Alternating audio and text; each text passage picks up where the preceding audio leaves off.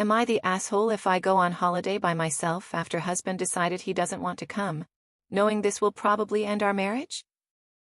I, 52F, and my husband, 51 meters, have been married 24 years and together for 30. We have raised 3 kids. He doesn't like to travel as he has extreme anxiety flying. I always saved and paid for everything, and prior to booking our last vacation in 2017, he had a fit and moved to his friend's house for 3 days. He eventually called me and told me to book it. Although I was upset, I recognized that this is how he was processing his anxiety, and he can be quite dramatic.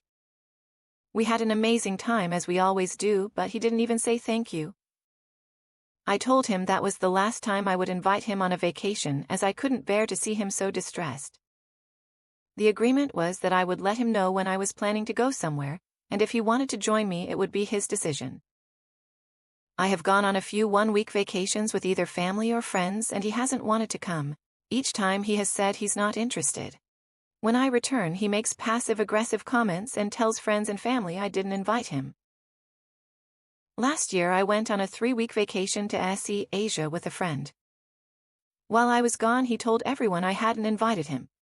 My family knows the history and don't let him get away with it. This summer he commented again that I didn't invite him, and he would have liked to come. I suggested that we plan a month-long trip in February and meet our son, 25, and his girlfriend, 24, in Thailand at the end of their month-long backpacking trip. He said he wanted to go and suggested areas he would like to see. We started putting together plans and decided we would go for 4 to 5 weeks.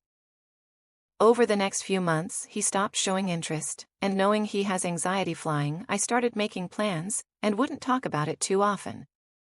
When family and friends would ask him about it, he would make comments that sounded like he wasn't wanting to go. I would ask and he would say he wanted to come. Fast forward to December, I told him we need to book our flights, and he stopped talking to me for a few days. He made comments to family about how he can't afford to go, and how it must be nice that I make so much money.